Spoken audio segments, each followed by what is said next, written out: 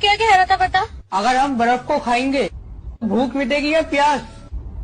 क्या ये सोचने वाली बात नहीं है? अगर तेरे क्रीम लगाई जाए अच्छा, तो क्रीम काली होगी या तू गोरा होगा? बात ये भी सही है।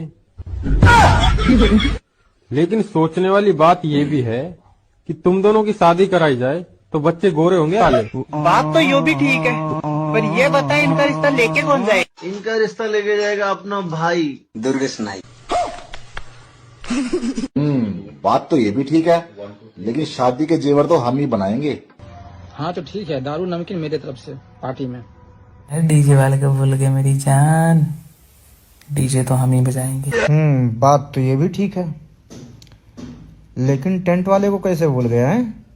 बिना टेंट के शादी करने वाले हो? सालों टेंट तो हम ही लगाएंगे। शादी की फुल तैयारी कर रहे हो और कपड़े वाले को तो भूल गए। कपड़े तो मैं ही दूंगा भाई साहब।